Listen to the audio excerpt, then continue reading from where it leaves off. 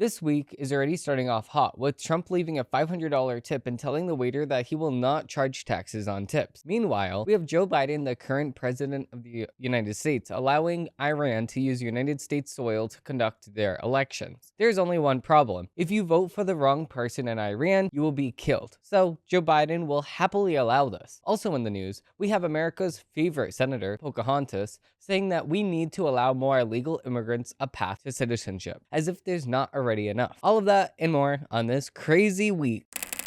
Facts over tracks, isn't that spitting slow, spitting fast, I could roast, I could gas, think I'm okay at last, but I don't know if that can erase all the past. So, starting off hot, we actually have the story about Trump leaving a $500 tip. Now, I think that this is a great campaign for him, a very great idea that his campaign came up with, or he came up with. He keeps doing this everywhere that he goes. During his campaign stop, he goes to a store, he leaves an outrageous amount of tip, and then he says, Trump will not charge taxes on tips, and big letters all over the receipt on the back of it, so they can see like, oh my god, this is a huge tip, like, thank you so much, Mr. Trump, thank you so much, President Trump. They read the back of it and they're like, oh my god, wait a second, I don't have to even pay the 15% taxes or whatever I pay, 7.5% taxes on this. Wow, that would be great. I'll vote for this guy. So when it involves you directly, you're more likely to vote for him, even if you are like, oh, maybe I don't like some of his policies, but I do like this policy, and this policy will actually benefit my life. So cutting taxes will be the best thing that we could possibly do in America to actually make sure that we have more businesses in America, we have more people actually working in America, we have more money in the pockets of American citizens so they can actually spend more money in America. So that's exactly the way that we should go about it. Paying $1 to $2, maybe $3 more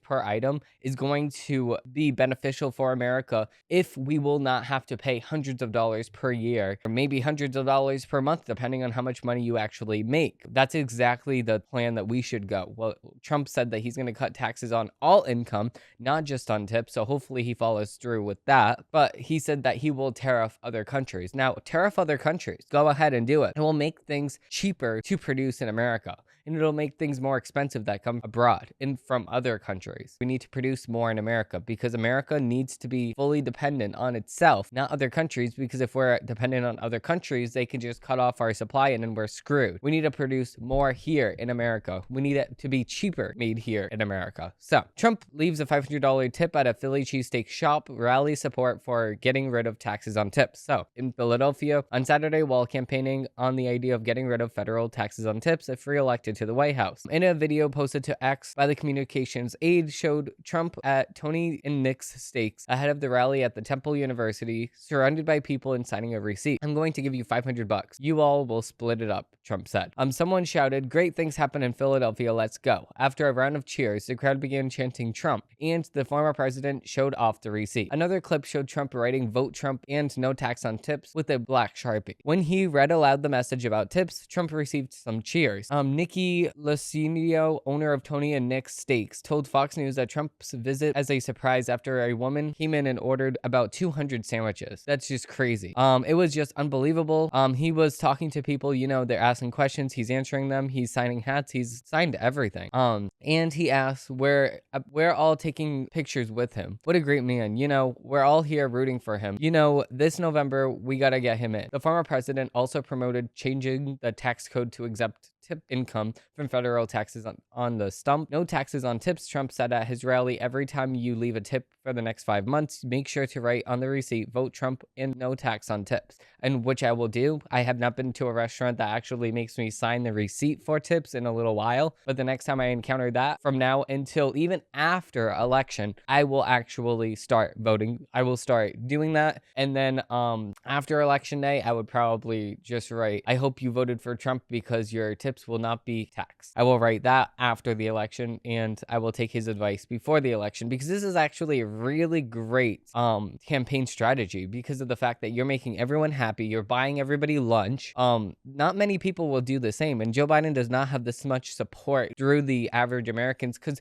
Joe Biden would just never do this. Joe Biden would never do something like this because of the fact that he knows he will completely get destroyed, and he tried to meet with the average American, and then he makes fun of of them. He's like, whoa, whoa, whoa, whoa, you don't know what you're talking about, man. You're lying. Just lying in the average American's face. Meanwhile, Trump's paying the average American $500 in tips, shaking their hand, taking pictures with them, signing things, meeting with kids, taking pictures with them. It's just such a difference in exactly how they conduct themselves through the average Americans. So Joe Biden likes to make fun of us regular people because he's been in politics all of his life. He's been in Washington, D.C. He knows exactly how to conduct himself because of the fact that he's been there since America's founding. So he had plenty of time to actually know exactly what to do to persuade the people to vote for him or not to vote for him. So he's a trained and polished politician, while Trump has met with the average American all of his life because he's a businessman. He needed to meet with average Americans when it actually came down to getting things done. So he asked for their opinion countless times. So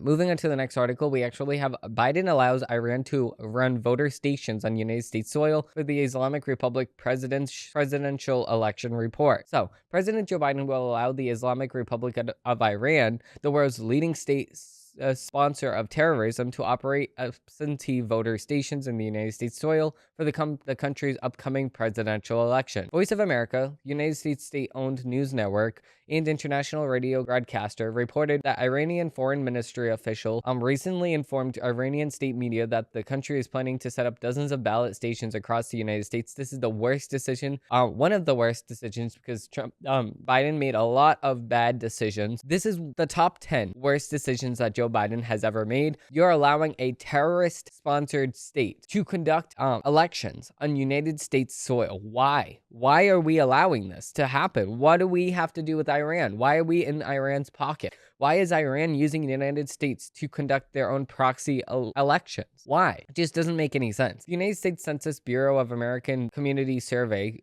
estimates about 500,000 people born in Iran or the Iranian origin in the United States. Okay, and that doesn't make any sense. Just because we have a huge population of Iranian people does not mean that Iranian people have to vote in their elections. What? If you think that what their elections in Iran are so important, then how about you go to Iran and vote for the person that you want to vote for there? Why are you going to have any influence over the other countries that you came from's elections if you don't even live there? It's like us moving to Canada, my family moving to Canada, and then we asking the Canadian government to conduct United States elections so I can vote for Trump or Biden while there. Why are we going to do that? How about we just move back to the United States, vote for the person that we want to vote for, and then stay in America? Because if you're not going to have the fruit of your crop, if you're not going to suffer or actually flourish with the person that you're voting for, what influence do you have over the election? You don't have any. So why are you going to sit here and vote for a person if you're not going to spend at least the majority of the year in this country? It's like, if you're not going to spend the majority of the year in another state, then they're not going to allow you to take advantage or disadvantage from the tax codes in that state. So let's just say for me, I live in a certain state that charges taxes on income. I'm not going to sit here and get an apartment in Texas or Florida or somewhere that doesn't have income tax and move there for one day out of the year, the one day that I file taxes, and they're going to allow me to take advantage of the tax system that they have there. That's not true. That's not going to be something that they're going to take advantage of. There's 354 days or so in the year. You need to spend at least 55% of the year in the state that you are trying to take advantage of the code in. So why can't we have the same exact policy with other countries? Why can't we have the same exact policy throughout the whole entire, throughout the same exact countries, right? So the same exact states. So you need to spend at least 175 days in the state that you want to take advantage of. So why can't you spend at least 175 days in the country that you're voting for? And then those 175 days should be leading up to the election. And that's the bare minimum, because if you're going to vote in an election, then you should have at least the fruit of the crop or the suffering of the person that you actually voted for. It's common sense. With that being said, we have another article. We have our favorite senator in all of America, Senator Pokahontis, wants a pathway to citizenship for all illegal immigrants, which is just disgusting. Senator Elizabeth Warren, Democrat from Massachusetts, I should say, said over the weekend that Democrats want a pathway to citizenship for the millions of illegal aliens that have entered the United States. Warren made the remarks during a Sunday ABC News interview on This Week with Martha Raddatz when pushed about President Joe Biden's failure on immigration and border security. Quote, "We need a pathway to citizenship for the people people that are here, for spouses, for dreamers, for essential workers, for people who serve in our military, for people who come to the school and want help to make this country stronger, she said. Okay, so here's your first problem here. Most of the illegal immigrants that are coming through our borders are not doing so. They realize that once they actually got to the place that they wanted to live, so let's just say an illegal immigrant want to go to New York to actually make a better life for themselves and make a lot of money and stuff like that and be flourishing and stuff like that. Once they get to the state or the city that New York City, New York, if they get to the city, they're going to realize that so many other quote unquote dreamers did the same exact thing as them, so they can't find a job. Every single person there is looking for the same exact thing as them. All the illegal immigrants, never mind all of the people that want, the American citizens that want to find jobs. So if an illegal immigrant that already has a job does one bad thing, they're fired and they're just replaced with another illegal immigrant. That's exactly how it works, because if you don't do what your boss says, the boss can just contact ICE patrol and then you're deported. So there you go. That's what Businesses America would use against these illegal immigrants. So why would we allow illegal immigrants to take advantage of our system? It just doesn't make any sense, especially by giving free stuff too, like food and shelter and stuff like that, when we have homeless people in America that are American citizens that need to be using those services to actually survive. If we're going to be giving them free services, why can't we prioritize American citizens first? It feels like the upside down. It really does, because we're prioritizing the wrong people if we are going to give these free services away at all. With that being said, we're going to be digging into the headlines of the week. We have a very important debate coming up this week, and this debate has been at the forefront of everybody's mind for the past couple of weeks, ever since that this has been announced. This has been the earliest debate that we have ever saw in American history because of the fact that it is in June. Now, because of the fact that it is in June, it's very early in the campaign and it's very early in the election. We're 5 months away from November. We're going to be reacting to this debate live. If you do want to join me, we're going to be live streaming it on X 7 p.m. EST this Thursday. So if you do want to see it, and YouTube at the same exact time. So wherever you are, we're bringing the debate straight to you. While there's commercial breaks for CNN, we're going to be analyzing the exact numbers for Trump and Biden. We're going to be averaging all of the polls together instead of just relying on one poll, just like how Joe Biden will likely say that he is ahead on some polls. Yeah, some polls say that he's ahead. Some polls say that Trump's ahead. We're going to take the average of all the polls and discuss those. So with that being said, we're going to be streaming that on 7 p.m. EST because the debate comes in at 8. So I do want to discuss exactly where the polls are. So with that being said, let's just dig into the headlines of the week.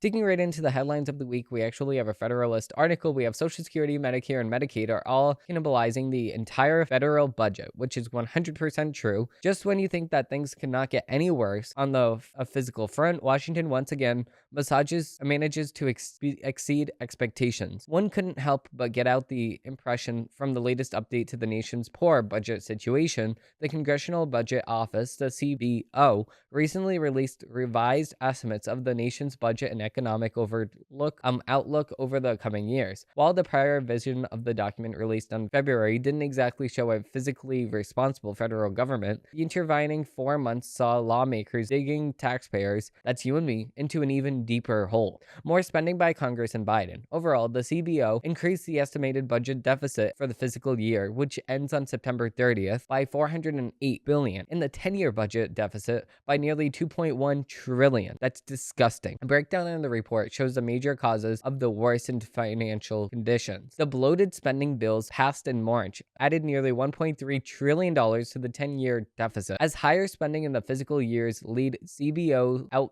to assume, not incorrectly in most cases, that spending will continue at those higher rates in the future. Spending on Medicaid and Obamacare subsides will increase deficits by $511 billion in the coming decade, in large part because people will continue signing up for, quote, free coverage. The Budget Office also noted that the recent surge in immigration has had more people than CBO previously estimated eligible for Obamacare subsidies, accounting for an increase in the projected enrollment. The Biden administration's student loan forgiveness, quote unquote, will cause the deficit to grow by $145 billion the fiscal year alone. So yes, of course, like we talked about, Joe Biden is adding more to the fiscal debt than Trump ever dreamed of doing, or Trump ever had any reason to add to the debt. Now, of course, the Biden administration will forgive all these, quote unquote, forgive all of these loans because of the fact that it's trying to buy votes. And this is a thing that the Supreme Court already said that he cannot do. And he said that he's going to just go through the Supreme Court.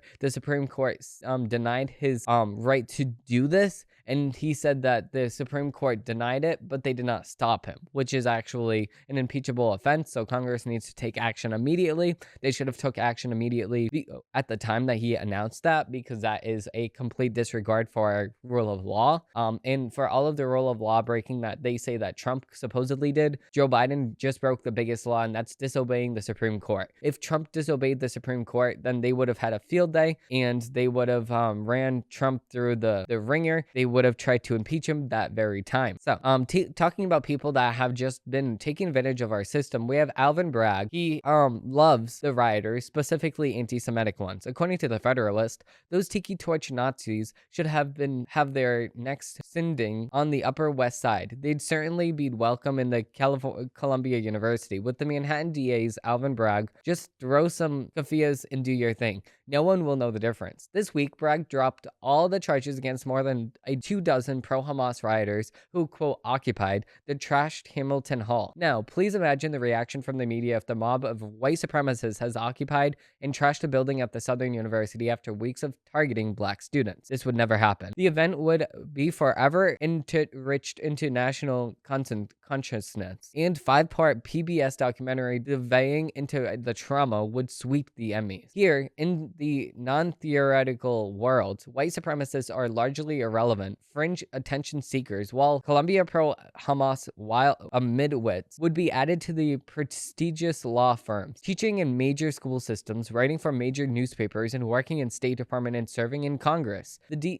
DA worked from the start to let these rioters, not protesters, that occupied the Hamilton Hall, some students, some not, off the book. The incident occurred after gutless administrators at Columbia University finally requested cops clear out an quote-unquote encampment that had shut down the campus and forced thousands of students to attend school remotely for the rest of the semester. Of course. First, Bragg charged 46 of them with trespassing in the 3rd degree, a Class B misdemeanor, but subsequently let 31 off the hook. Then, he offered to let 14 of the remaining trespassers walk if they avoided being arrested for the next 6 months. A tall order, apparently, since they refused Bragg's offer, which is just stupid. Imagine getting off the hook and then they deny the offer. They're stupid. They should be expelled. They don't even know what they're doing. In Columbia University, you're supposed to be a smart kid. I can't. The only California riot defendant actually being prosecuted is a 40-year-old James Carson, not a student, just a privileged millionaire cosplaying revolutionary who allegedly hit a 22-year-old in the face with a rock, which is just disgusting. Despite all kinds of video proof, the DA cited a lack of evidence, so no novel legal theories on this one, I guess. Bragg is incentivizing pro-Hamas violence in the same way he does common criminality. The Soros-backed DA has been using,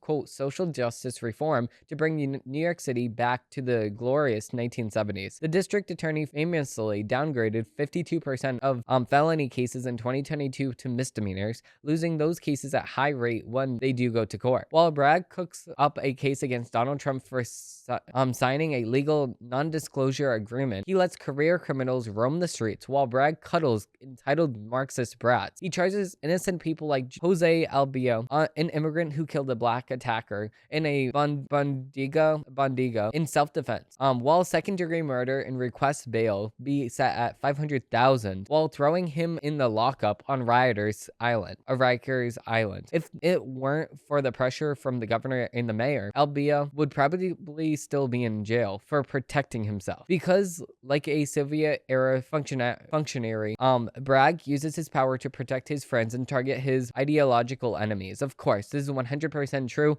He should be locked up for using the Justice Department in his own self-gain, and to actually put his friends not behind bars and lock up his political opponents. This is not something that we should allow in America, because of the fact that America has been founded on principles that are actually based on the law and order. It's not based on, oh, you're my friend, so I'm not going to prosecute you, or, oh, I actually don't mind you, so you're not going to be prosecuted. prosecuted? Why are we going to allow our Justice Department to be taken advantage of in that way? It just doesn't make any sense here. So with that being said, what also doesn't make sense is that Disney is actually destroying their reputation one day by one day. So this is actually an O'Keefe Media Group expose on a Disney VP hiring only white people and actually ignoring some black people because they're, quote, not black enough. That's just stupid. They're going to be having a big civil trial, so they should actually get ready for that. All of the money that you spend at Disney is actually going to be used for this case, so I hope that you realize this. I will not be going to Disney at all until they completely reverse exactly all of the policies that they implemented and retract from all of the policies that they have already implemented or that they want to implement. So with that being said, let's just dig into the expose here. Certainly, there have been times where, there's no way we're hiring a white male person. Just kind of unspoken. There are times when it's spoken, but How would they say it? there's no way we're hiring a white male person. They say, Like straight to you. They say it like that. They're not even like, oh, we're not going to hire him because he doesn't have the expertise. Like, they don't make up excuses. They just say that. Or, okay. they'd be very careful how they message that to agents. According to these videotapes, Disney blatantly discriminates against white men in particular. I think I'm sort of like well prepared for it. I'm well positioned for it.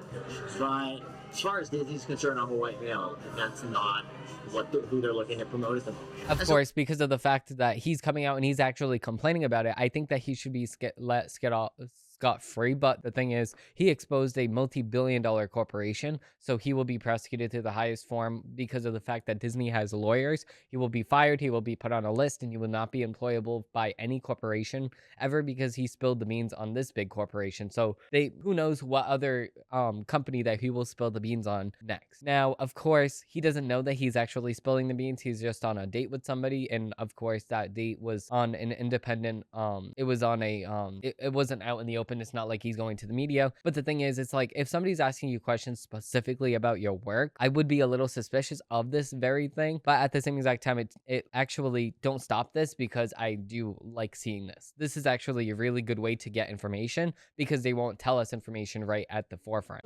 Even Michael has his own doubts about the possibility for advancement for himself at Disney. In fact, Michael actually got to experience Disney's discrimination against white males firsthand. I've been at the company 11 years now, so I have friends in HR and I have friends in those divisions, and they're like, look, nobody else is going to tell you this, Mike, but they're not considering any white males for the shop. They're just not. That's not what they want. They even passed over a qualified half-black person for a promotion because they didn't look black enough. We wanted to hire somebody in the department a few years ago now, who was half black, but didn't appear half black. And there was a creative executive who was like, "We're not that's not what's wrong." They wanted somebody in meetings who would appear a certain way, and he wasn't gonna bring that to the meeting. I mean, it kind of feels like we're, at some point there's going to be a lawsuit. That's kind of how it feels, just because of, And that is a lawyer talking. So how does Disney explain pushing these discriminatory practices? They use code words and buzzwords. I'm guessing that there's acceptable code words and buzzwords that are used to explain what they're looking for. They might say something like, look, we're not looking at the usual suspects for this job. So it's not a legally actionable thing, but everybody knows what it means. Yeah, of course, because they're saying that, white males take up all of the profession, so why would we allow another quote-unquote white male to take up this profession or this job opportunity? So, of course, everybody already knows exactly what that means, so that's exactly why Disney will be prosecuted to the highest extent of the law for actually violating our amendments and our constitutional law because of the fact that this discrimination based on sex, gender, or sexual orientation or race is actually against our constitutional rights as an American citizen. So they will be prosecuted for that. Hopefully somebody needs to bring up the lawsuit really quick because Disney will continue to do this. And even if they are prosecuted, they have a lot of money, so they can afford the best possible lawyer for this situation. they're going to try to make the case that this technically is not against the law, but they need to go and break down exactly how this is not a breaking of the law, because of the fact that, of course, when they sit here and use vague language, they think that they're protecting themselves, but in reality, we all know what they're doing behind the scenes. So with that being said, we're going to be digging into the media's takes. No, I'm not a writer. Okay. Okay, so digging right into a CNN article, we actually have first debate of the cycle has a history of tripping up former president. So are they going to sit here? And this is unforeseen. Now, a former president is also battling another former president, so we can actually see two of the distinct differences between the presidency. Would you want Donald Trump's presidency, where we saw gas prices at $1.85 in some cases, like I used to pay $1.85 for gas, or do you want to look at Joe Biden's presidency and you're paying $3.40 per gallon? Which one would you rather? Would you rather an economy that you're paying $2 for a dozen eggs, or $5 for a dozen eggs? Would you rather an economy that wants to cut income tax completely, or would you rather an economy that wants to tax you, the individual, more money by hiring more IRS agents to keep an eye on how much exactly you're spending on taxes and prosecuting you, the average American, for not paying enough in taxes? Which one would you rather? That's the difference that we're seeing in this election on November 5th. So Joe Biden was on cleanup duty. The day was October 4th, 2012, the morning after Barack Obama had turned in a debate performance so bad, even Obama himself would come to judge it as a stinker. Flat, convicted and passive. Obama's turn at the podium was calamitous enough that the aides backstage appeared paralyzed before emerging reluctantly to face the reporters in the spin room. It was left to Biden, the vice president, to stand outside a grocery store in Iowa and find a charitable way of describing his boss's performance. He was presidential, Biden offered, acknowledging later that he had then become an obvious all debates are tough. Okay, so of course they're going to sit here and they're going to say, oh, poor Joe Biden, look at him. In 2012, he said this about Obama. And oh, you know what? Oh, the debates are so tough. CNN is sitting here saying, well, if Joe Biden actually screws up this debate, Obama did too, and he won. So guys, please, it's okay. Just vote for Joe Biden. It's going to be fine. Everything's going to be fine. Anderson Cooper's going to rub your back and, kiss your forehead. And, he's going to make you feel good. Just watch CNN and don't worry. That's what CNN is saying. Meanwhile, us that live in reality will know that Joe Biden will likely be on a lot of medicines to get him through the debate. He's going to be preparing for the next week. So he's not going to actually go to the White House from, I believe, yesterday. So that's Sunday on all the way till Thursday. He's not going to the White House. He's going to his Delaware home, and he's just going to be at a beach house just practicing. He's going to be studying. He's going to look at those cue cards. He's going to say, what does this say? And then his aides will have to say, hey, it's okay. Shh, Grandpa, you need to read it slowly. The cat. And he's going to say, yes, good boy. Yes, you got it. So that's exactly how they're going to be training Joe Biden for the next week.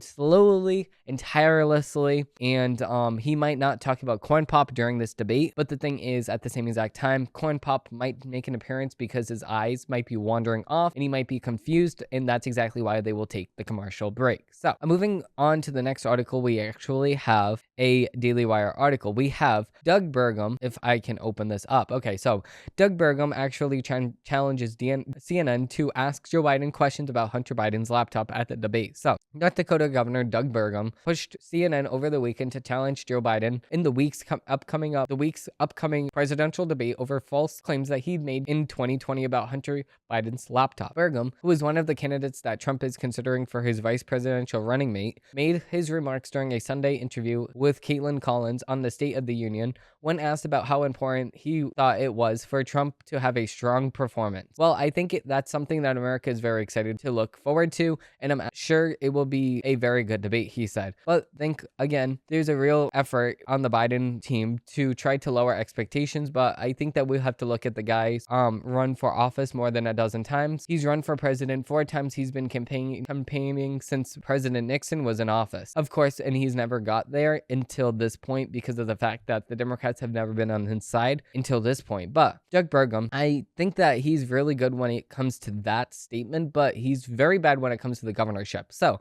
over the weekend, Doug Burgum vetoed the North Carolina women's sports bill. He was praised by anti-Christian hate group Human Rights Campaign for vetoing the legislation. What a jerk and what a joke. So, oh, this was not actually over the weekend, my correction. This was actually April 21st, 2021. So, North Dakota Governor Doug Burgum vetoes anti-trans sports bill. So, anti-trans just means common sense. The North Carolina vetoed House Bill 1298, a quote-unquote anti-transgender bill that would have banned transgender girls from participating in school sports consistent with their gender identity. So, of course, he actually blocked a law that is actually in direct parallel with Title IX. So Title IX says that girls have the right to their own sports teams, and he says, well, should we have the girls have the right to their own sport teams? Nah, veto. And then he vetoed the law. So Doug Burgum, he's a rhino. He is a Republican name only, and he does not actually want anything that Republicans want. He wants to push liberal Democrat talking points just as a Republican. That's disgusting. He should not have ever done this,